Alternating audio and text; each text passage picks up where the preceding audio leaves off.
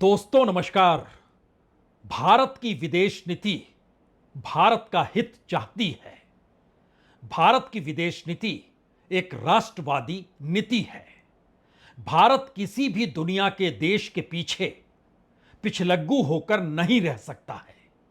भारत अंतर्राष्ट्रीय तौर पर अपनी ताकत के आश्रय दुनिया को यह संदेश दे सकता है कि उसके बगैर दुनिया के भीतर जो भी नए संबंध कूटनीति के आश्रय या फिर सामरिक युद्धों के बीच ही क्यों ना बने, भारत को कोई भी देश अनदेखा कर नहीं सकता है। यह सवाल भारत में विदेश नीति बनाने वाले नेताओं के भीतर है, मंत्रियों के भीतर है, और यह सवाल भारत के सुरक्षा एडवाइजर उनके भी भीतर है। यानी विदेश नीति विदेश मंत्री जयशंकर के मुताबिक, नेशनल सिक्योरिटी एडवाइजर डोभाल के मुताबिक, और इन सब के साथ एमईए ने जो रूपरेखा खींची है उसमें बहुत साफ तौर पर नजर आता है कि भारत जहां से लाभ मिलेगा देश के लिए, वह उस लाभ की दिशा में बढ़ जाएंगे। रूस पर प्रतिबंध लगे, भारत ने तेल खरीदा। अमेरिका ने विरोध किया, बावजूद इसके तेल खरीदा। पश्चिमी देशों ने विरोध किया, बावजूद इसके तेल खरीदकर रिफाइन कर यूरोप के बाजार में भी भारत ने उस तेल को बेचा। चीन के साथ व्यापारिक रिश्ते कम नहीं हुए। चीन और अमेरिका के बीच ट्रेड वार चला, लेकिन भारत के संबंध आर्थिक तौर पर चीन के साथ प्रगाढ़ ही रहे, चाहे सीमा पर जो कुछ होता रहे। फिलिस्तीन और गाजा को लेकर भारत ने खुले तौर पर इजराइल का साथ दिया, और जब ईरान पर भी हमला इजराइल ने किया तो भारत इजराइल के साथ खड़ा था। और इन तमाम परिस्थितियों के बीच अमेरिका, इजराइल और भारत का एक ट्रायंगल अभी से नहीं बल्कि बरसों बरस से, या कहें बीते कम से कम 2-3 राष्ट्रपतियों के दौर से तो यह ट्रायंगल बनता चला आया। और ट्रंप जब पहली बार राष्ट्रपति बने तो उनकी जो निकटता प्रधानमंत्री मोदी के साथ खुलकर हुई, उसने इस ट्रायंगल को मजबूत किया। और इजराइल के राष्ट्रपति का भारत आना दूसरी बार था, लेकिन भारत के प्रधानमंत्री का इजराइल जाना पहली बार हुआ। भारत के राष्ट्रपति जब प्रणब मुखर्जी थे वह भी इजराइल गए थे, पहली बार कोई राष्ट्रपति इजराइल गया था। यानी संबंधों की प्रगाढ़ता प्रधानमंत्री मोदी के प्रधानमंत्री बनने के बाद से इजराइल के निकट होने की परिस्थितियों ने कई सवाल मिडिल ईस्ट के भीतर, पश्चिम एशिया के भीतर, ईरान, इराक या कहें खाड़ी देशों के भीतर जो पुराने पारंपरिक संबंध थे उसको लेकर कई आवाजें तो उठी, लेकिन अंतर्राष्ट्रीय मंचों पर कम से कम इससे पहले आवाज उठती नहीं थी।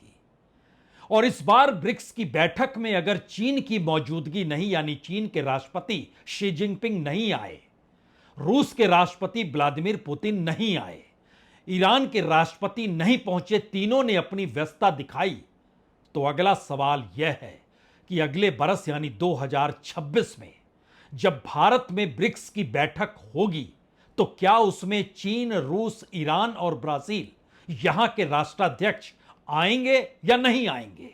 यह सवाल अभी से गूंजने लगा है, क्योंकि ब्रिक्स के भीतर एक सवाल यह भी था, जिस इजराइल की निंदा का प्रस्ताव जब एससीओ की बैठक में चीन में तकरीबन 18 दिन पहले रखा गया और उसमें पहलगाम का जिक्र नहीं हुआ, तो भारत के रक्षा मंत्री राजनाथ सिंह ने हस्ताक्षर करने से मना कर दिया।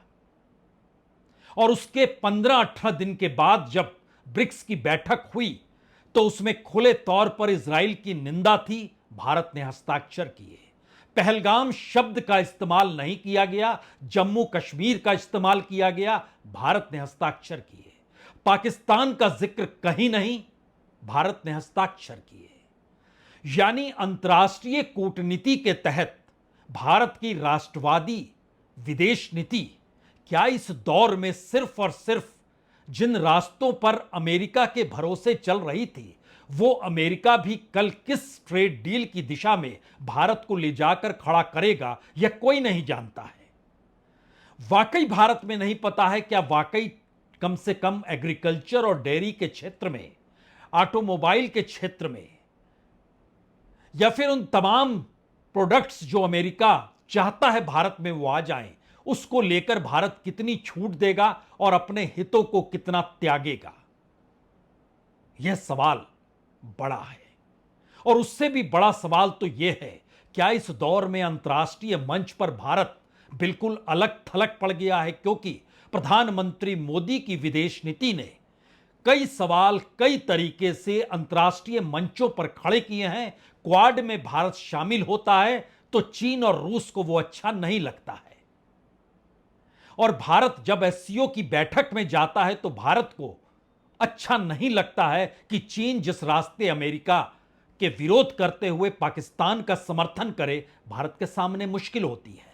लेकिन अगले ही क्षण यह भी सवाल होता है कि अगर अमेरिकी राष्ट्रपति खुले तौर पर बार बार भारत के प्रधानमंत्री के समकक्ष पाकिस्तान के प्रधानमंत्री को खड़ा करे और पाकिस्तान के सेनाध्यक्ष की खुलकर तारीफ करने लग जाए, तो फिर अगला सवाल यह भी है, क्या इस पूरे इलाके में पाकिस्तान अमेरिका का अगर प्रिय हो चला है तो भारत की कौन सी विदेश नीति और कौन सी आर्थिक नीति या कौन सी डील जो है, ट्रेड डील, वो भारत के हित में होगी? बात की शुरुआत तो हमें लगता है आज डॉक्यूमेंट के साथ करनी चाहिए, क्योंकि एससीओ की बैठक में जिन बातों पर भारत को आपत्ति थी, 18 दिनों के बाद ब्रिक्स की बैठक में कमोवेश उन्हीं बातों का जिक्र किया गया और भारत की सहमति थी। 31 पन्ने तो नहीं, लेकिन उस 31 पन्ने के भीतर जहां पर जम्मू कश्मीर का जिक्र किया गया, पहलगाम का नहीं, जहां पर इजराइल को निशाने पर लिया गया, ईरान पर किए हमले को लेकर, गाजा को लेकर और लेबनान को लेकर, उस हिस्से को कम से कम शुरुआत में देख लेना चाहिए।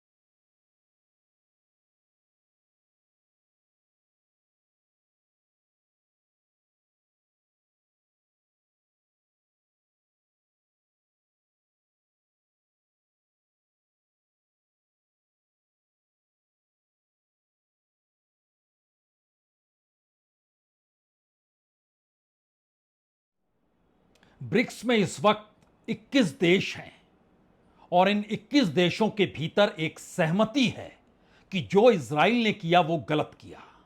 अमेरिका जिस टैरिफ के आश्रय दुनिया को बंधक बनाना चाहता है या दुनिया को अपने अनुकूल हाँकना चाहता है, ब्रिक्स इसका विरोध कर रहा है। डॉलर को लेकर किसी दूसरी करेंसी को ना लाने देने का जिक्र अमेरिकी राष्ट्रपति ने किया, लेकिन ब्रिक्स ने अपने बैंकों के जरिए, यानी न्यू डेवलपमेंट बैंक जो है ब्रिक्स का, उसके जरिए एक मैसेज दिया कि आने वाले वक्त में कम से कम आपसी व्यापार की डीलिंग आपसी करेंसी के भीतर होगी, जो डिजिटल के तौर पर होगी और वो कोडवर्ड के आश्रय चलेगी।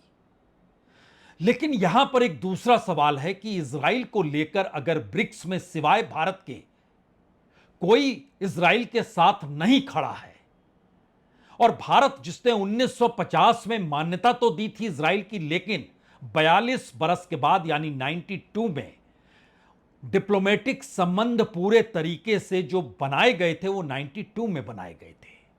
और लेकिन इन सब के बीच भी कभी भी दोनों देशों के राष्ट्राध्यक्ष एक दूसरे देश में नहीं गए। जब अटल बिहारी वाजपेयी प्राइम मिनिस्टर थे 2003 में, उस वक्त इजराइल के राष्ट्रपति हुआ करते थे एरियल शरन, जो भारत आए थे, यानी ये पहले राष्ट्रपति थे जो भारत आए थे इजराइल के राष्ट्रपति के तौर पर। लेकिन उसके बाद 2014 में प्रधानमंत्री नरेंद्र मोदी बनते हैं, रिश्ते इजराइल के साथ निकट होते हैं, भारत के राष्ट्रपति प्रणब मुखर्जी इजराइल जाते हैं 2015 में, 2017 में प्रधानमंत्री नरेंद्र मोदी इजराइल जाते हैं, और वो तमाम दृश्य उस दौर के आप याद कर सकते हैं, किस तरीके से हाथों में जाम था और किस तरीके से यारी थी। वो एक दुनिया भर को संदेश था कि भारत इजराइल के निकट है, और वो संदेश अमेरिका के लिए भी था कि अब हम उस नाटो कंट्री के साथ खड़े हैं जिस नाटो के साथ आप दुनिया भर में कहीं कोई नाटो देशों को आंच ना आए तो आप सुरक्षा देते हैं, तो भारत भी उसी अंदाज में खड़ा है। और फिर 2017 में जब ट्रंप आए तो निकटता प्रगाढ़ता और बढ़ती चली गई।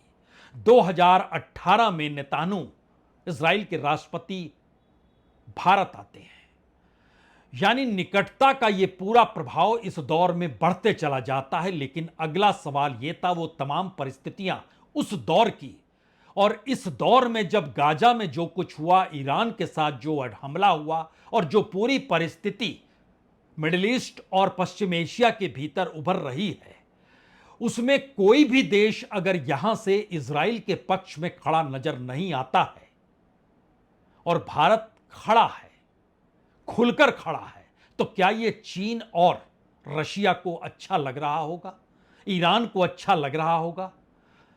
कहेंगे कि क्या जरूरत है, तो लेकिन भारत ब्रिक्स को बनाने वाले देशों में रहा है, और उस ब्रिक्स के भीतर से अमेरिका के खिलाफ भी खुली आवाज हर किसी ने सुनी, क्योंकि बकायदा जो टैरिफ लागू किए जा रहे हैं, जिस तरीके से इजराइल का साथ अमेरिका ने दिया, 31 पन्ने के इस डिक्लेरेशन में हर चीज का जिक्र है, और इसमें चीन के प्रधानमंत्री ली कियांग की तरफ से यह कहा गया कि अब ग्लोबल ऑर्डर में सुधार की जरूरत है। एक बेहतर दुनिया निर्माण के लिए वैश्विक शासन में सुधार की दिशा में अग्रणी भूमिका ब्रिक्स को निभानी होगी, और बराबरी वाला हिस्सा उनके जहन में बार बार रेंगता रहा, तो एक न्यायपूर्ण और बराबरी वाला प्रभावी व्यवस्थित वैश्विक शासन स्थापित करने के लिए वो प्रतिबद्ध है। यानी अमेरिका जिस राह पर है उसमें चीन साथ नहीं खड़ा है। इंडोनेशिया पूर्ण सदस्य बना, उसकी तरफ से भी ये बातों का जिक्र किया गया, खुले तौर पर सहमति दी गई। इसके अलावे बेलारूस है, बोलिविया है, कजाकिस्तान है, क्यूबा है, वियतनाम है, थाईलैंड है, मलेशिया है, नाइजीरिया है, युगांडा है, उज्बेकिस्तान है, सभी ने इस बात का समर्थन किया। इजराइल ने जो किया गलत किया, अमेरिका जो कर रहा है गलत किया। भारत की तरफ से प्रधानमंत्री मोदी के भाषण में भी इस बात का जिक्र था कि हम बहुध्रुवीय दुनिया चाहते हैं, एक ध्रुव नहीं चाहते हैं, यानी अमेरिका जिस रास्ते पर है, और अलग अलग देशों का होना ही ब्रिक्स की ताकत है।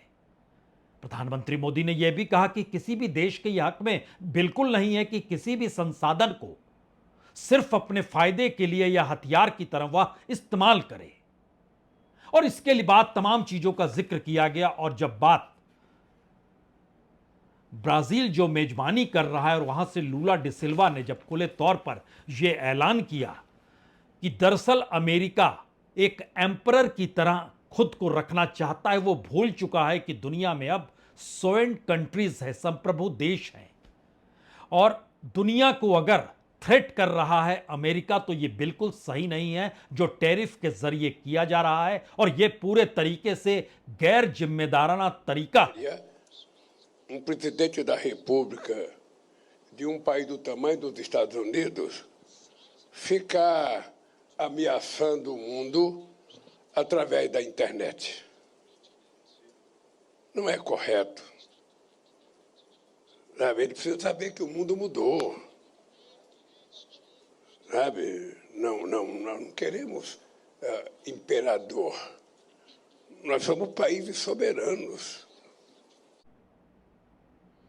यानी ब्रिक्स के तमाम देश, मेजबानी करने वाला ब्राजील भी अमेरिका को निशाने पर ले रहा है। भारत ने खामोशी बरती, संकेत की भाषा का इस्तेमाल किया। इजराइल को लेकर भी खामोशी बरती, संकेत की भाषा का इस्तेमाल किया। एससीओ, क्वाड और ब्रिक्स, और इन सब के बीच G7 को भी याद करने की जरूरत है, जो कनाडा में हुआ, और आखिरी वक्त में प्रधानमंत्री मोदी को कनाडा के राष्ट्रपति ने निमंत्रण भेजा। यहां पर सवाल सबसे बड़ा यह है कि अंतर्राष्ट्रीय मंचों पर भारत की जो भूमिका इससे पहले रहती थी, क्या इस दौर में भारत की महत्ता या भारत की जरूरत अब अंतर्राष्ट्रीय मंचों पर बिल्कुल नहीं है, या भारत ने खुद अपनी राष्ट्रवादी विदेश नीति के आश्रय अगर दुनिया को यह संदेश दे दिया कि जहां से जो भी लाभ होगा हम उस लाभ के आश्रय ही चलेंगे और वही हमारी कूटनीति और विदेश नीति है, तो फिर हर मंच पर भारत की मौजूदगी तो होगी, लेकिन भारत की जरूरत क्या वाकई किसी मंच पर नहीं होगी? क्योंकि डॉलर को लेकर सवाल अगर अमेरिका उठा रहा था तो इस ब्रिक्स की बैठक में बाकायदा न्यू डेवलपमेंट बैंक को लेकर कहा गया कि ग्लोबल साउथ में विकास और आधुनिकीकरण पर अब इस बैंक की भूमिका बड़ी होनी चाहिए। लेकिन उसके बाद खुले तौर पर यह कहा गया कि बैंक की लोकल करेंसी फाइनेंसिंग इनोवेशन और सस्टेनेबल डेवलपमेंट प्रोजेक्ट्स का समर्थन करे और उसे बढ़ाने की दिशा में ले जाकर खड़ा करे। रास्ते दो हैं, एक तरफ आर्थिक परिस्थितियां हैं और दूसरी तरफ सामरिक परिस्थितियों के इर्द गिर्द जो हो रहा है, मिडिल ईस्ट में जो हो रहा है, पश्चिम एशिया में जो हुआ ईरान और इजराइल के बीच, और शायद क्वाड को लेकर भी जो चिंता अमेरिका चीन को एक थ्रेट मानते हुए कर रहा था, और जापान और ऑस्ट्रेलिया जिस तरीके से अमेरिका के साथ खड़े थे, उसमें ट्रेड डील में अमेरिका ने ना तो जापान को बख्शा है और ना ही ऑस्ट्रेलिया को। कल ही 14 देशों का ऐलान किया, उसमें मिनिमम 25% है, मैक्सिमम 36, 37, 40% तक है। भारत को लेकर अभी ऐलान नहीं किया गया है, तो क्या भारत की खामोशी भी उस बार्गेनिंग पावर को समेटे हुए है कि अमेरिका के साथ कोई बेहतरीन वो समझौता कर पाए? इसीलिए भारत संकेत की भाषा का इस्तेमाल कर रहा है। हालांकि भारत की तरफ से यह कहा गया, कॉमर्स मिनिस्टर पीयूष गोयल ने कहा छोटी डील होगी लेकिन वो भारत का हिस्सा देगी, यानी हम भारत के हित के खिलाफ डील की तारीख नहीं देखेंगे बल्कि डील में लिखे शब्दों को देखेंगे। दरअसल यह पूरी भूमिका एक नए सिरे से अंतर्राष्ट्रीय मंच पर भारत की उपयोगिता, उसकी जरूरत, या फिर भारत की अपनी जरूरत जो अंतर्राष्ट्रीय मंचों का कैसे इस्तेमाल करती है, इस अंतर्विरोध में आकर फंस चुकी है। और ब्रिक्स को लेकर इससे पहले जब ब्राजील में बैठक हुई थी, उस वक्त ब्राजील के बड़े बड़े इकोनॉमिस्ट भारत की तारीफ कर रहे थे, भारत की इकोनॉमी को लेकर। लेकिन एक झटके में इस दौर में खास तौर से भारत जब इजराइल के साथ खड़ा है, तो ब्राजील के जाने माने इकोनॉमिस्ट जो कि ब्रिक्स न्यू डेवलपमेंट बैंक के वाइस प्रेसिडेंट भी रह चुके हैं, प्रोफेसर पाउलो, उन्होंने एक इंटरव्यू दिया इस ब्रिक्स बैठक के बीच में ही, और उन्होंने कहा कि शायद ब्रिक्स के भीतर भारत सबसे बड़ी समस्या है। कई लोग कहते हैं कि भारत ब्रिक्स के भीतर ट्रोजन हॉर्स है। मोदी इजराइल और नेतान्याहू का समर्थन कैसे कर सकते हैं? नेतान्याहू के साथ मोदी के संबंध कैसे अच्छे हो सकते हैं? भारत के प्रधानमंत्री जब इजराइल के गाजा में नरसंहार का समर्थन करते हैं तो वहां की जनता क्या सोचती होगी? भारत ईरान के न्यूज रूम में इजराइल के हमले का समर्थन कैसे कर सकता है? भारत को चीन का डर है और इसी वजह से अमेरिका से करीबी रखता है, लेकिन ब्रिक्स के भीतर यही सबसे बड़ी कमजोरी है। इस बात का जिक्र कोई दूसरा शख्स नहीं, पूर्व वाइस प्रेसिडेंट जो कि न्यू डेवलपमेंट बैंक के जब बनाए गए थे तो भारत समर्थन में था और वह भी भारत की इकोनॉमी के समर्थन में थे। परिस्थितियां बदल गई है। क्या उन्होंने इंटरव्यू में कहा? इंटरव्यू का एक छोटा सा हिस्सा सुन लीजिए। The major problem for the BRICS is India. India is an outlier. I don't want to exaggerate, but some people even say that India is a sort of a Trojan horse inside the BRICS. I wouldn't go that far, but I do think that Modi has shown some strange things from my perspective. How can he support Israel? How can he have a good relationship with Netanyahu when Netanyahu and Israel are doing what they're doing? What does that say about India? How do the Indian people feel when they see their president, their government, supporting a genocide in Gaza? Bharat की विदेश नीति या भारत की कूटनीति या अंतर्राष्ट्रीय मंचों पर भारत की मौजूदगी कभी किसी ने इस दृष्टि से देखी नहीं होगी, क्योंकि पाउलो जो कह रहे हैं वो भारत को एक ग्रीक मान्यता है ट्रोजन हॉर्स की।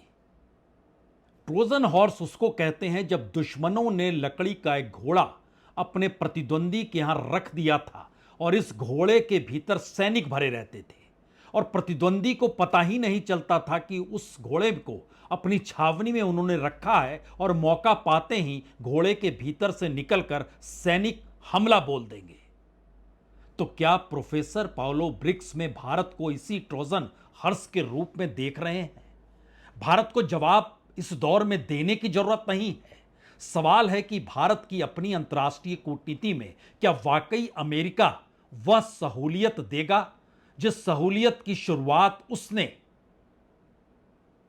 20-25 बरस से करनी शुरू की और भारत को उस रूप में स्थापित करने की चाह में वो आगे बढ़ा। लेकिन आपके जहन में फिर नया सवाल होगा कि ऐसे में इस वक्त अमेरिका के लिए पाकिस्तान क्यों करीब आकर खड़ा हो चला है?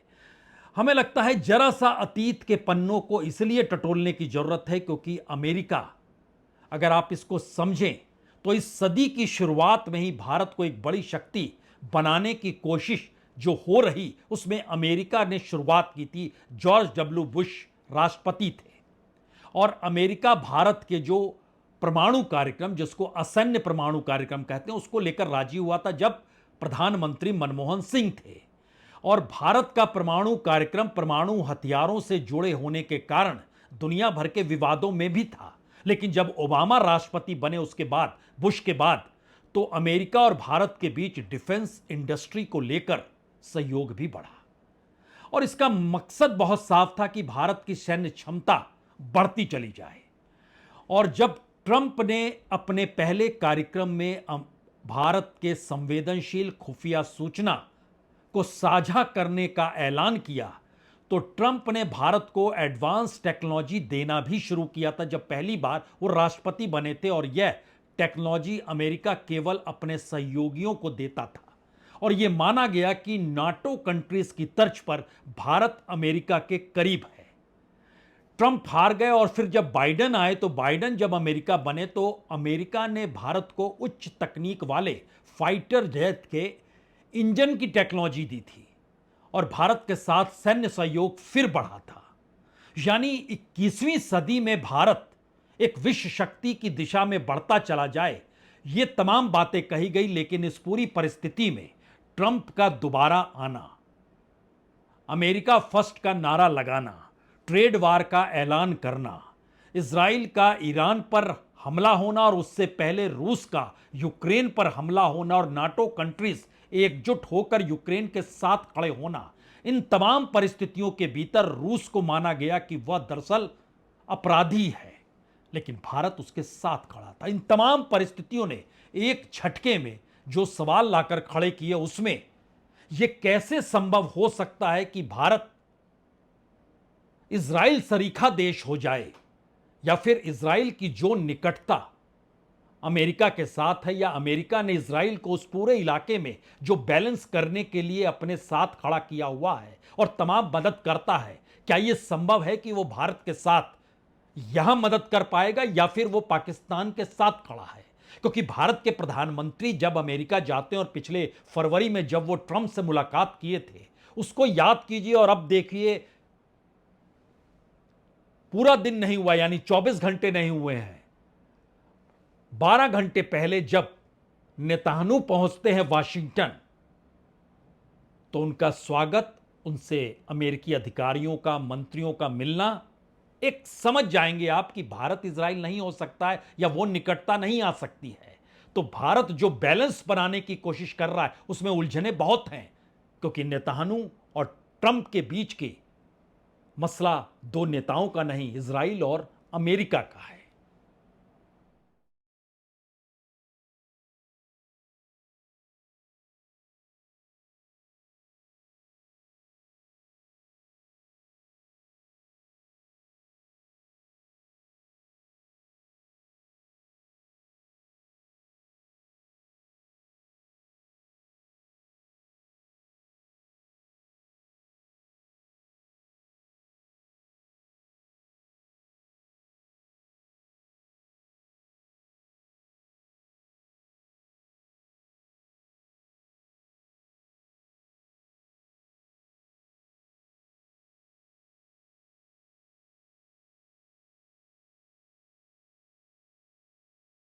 So I want to present to you Mr. President.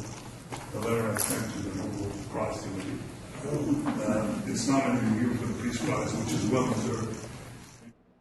और नेतान्याहू ने वहां पहुंचकर ट्रंप के लिए नोबेल का शांति पुरस्कार सम्मान उन्हें मिलना चाहिए, यह पत्र भी ट्रंप को थमा दिया। ठीक वैसे ही जैसे पाकिस्तान ने इससे पहले ट्रंप का नाम प्रस्तावित किया पीस के नोबेल सम्मान के लिए। यह काम भारत नहीं कर सकता है, और पाकिस्तान और इजराइल अगर कर सकते हैं तो इन दोनों देशों से निकटता अमेरिका की खुलकर रहेगी। शायद इसीलिए अतीत की परिस्थिति, बीच की स्थिति और अब भविष्य की दिशा में बढ़ते कदम, इन तीन हिस्सों को बिल्कुल अलग देखना ही होगा।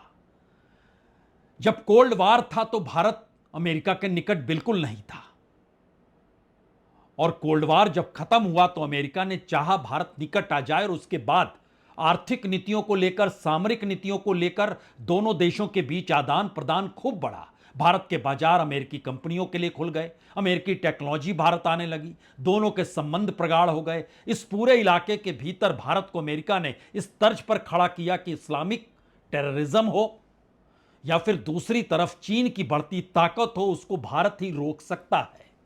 लेकिन बिल्कुल नई परिस्थिति शायद सबके सामने है।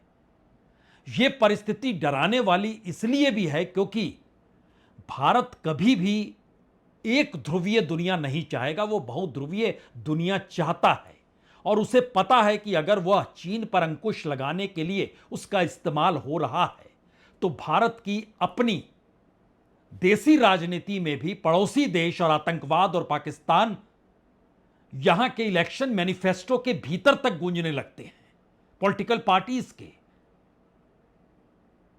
तो देश के भीतर की राजनीति अगर अंतर्राष्ट्रीय चीजों को प्रभावित कर रही है या अंतर्राष्ट्रीय चीजों से प्रभावित हो रही है, और उस रास्ते दखल देने के लिए अगर अमेरिका खड़ा है, तो फिर भारत क्या करेगा?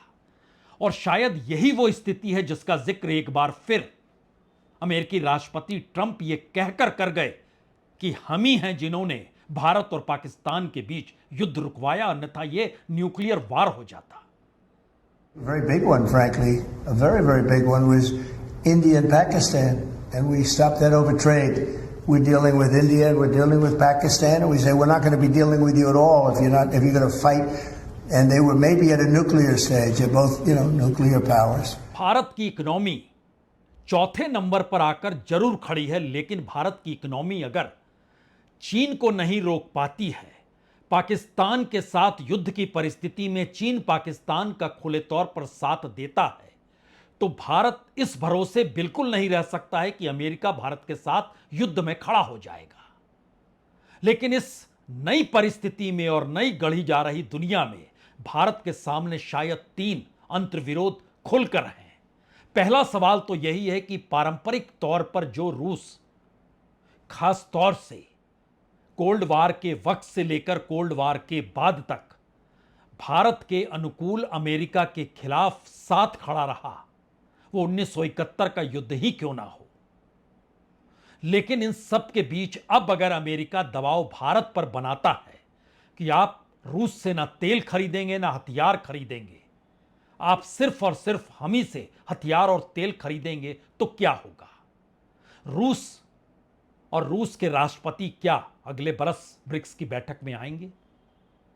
इस दौर में चीन और रूस अगर नजदीक आ रहे हैं और त्रिकोण के तौर पर इस बार एशिया के दूसरे देश भी ईरान के जरिए जुड़ रहे हैं और उसमें पाकिस्तान भी शामिल है, तो भारत ब्रिक्स के भीतर उसकी मौजूदगी, एससीओ के भीतर उसकी मौजूदगी और नाटो देशों के भीतर मौजूदगी ना होना और क्वाड में साथ खड़े होकर भी मुश्किल हालातों में जापान और ऑस्ट्रेलिया तब से अब आवाज आने लगना कि दरअसल अमेरिका ट्रेड डील के जरिए सही नहीं कर रहा है, तो फिर क्वाड का क्या होगा? और इन सब से हटकर आखिरी सबसे महत्वपूर्ण सवाल शायद भारत की कूटनीति और मोदी की विदेश नीति पर आकर टिकता है। पहली बार दुनिया के तीनों ताकतवर देश भारत के साथ नहीं है, वो रूस हो, वो चीन हो, वो अमेरिका हो।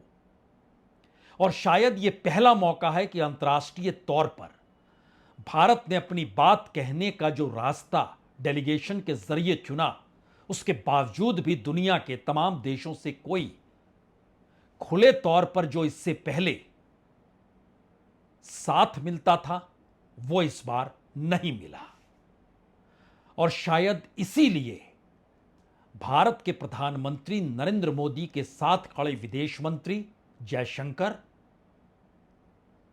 और नेशनल सिक्योरिटी एडवाइजर डोभाल, इनकी बड़ी भूमिका विदेश नीति को गढ़ने में लेकर रही और अंतर्राष्ट्रीय संबंधों को बनाने को लेकर रही। तो नया सवाल यह भी है कि कल तक अंतर्राष्ट्रीय यात्राओं के जरिए भारत की अंदरूनी राजनीति को जो बीजेपी प्रभावित कर रही थी, अब उस बीजेपी के सामने संकट देश के भीतर की राजनीति को खुले तौर पर प्रभावित करके अंतर्राष्ट्रीय तौर पर यह मैसेज देना है कि कुछ भी हो जाए, अंतर्राष्ट्रीय मंचों पर चाहे ना पूछा जाए, लेकिन 140 करोड़ का देश देखिए हमें बार बार चुनता है और यही हमारी ताकत है। तो समूची राजनीति, समूची स्ट्रेटजी देश की राजनीति के भीतर खेली जाएगी। और क्या उसकी शुरुआत, और बड़ी शुरुआत, बिहार से हो चुकी है। बहुत बहुत शुक्रिया, बहुत बहुत शुक्रिया।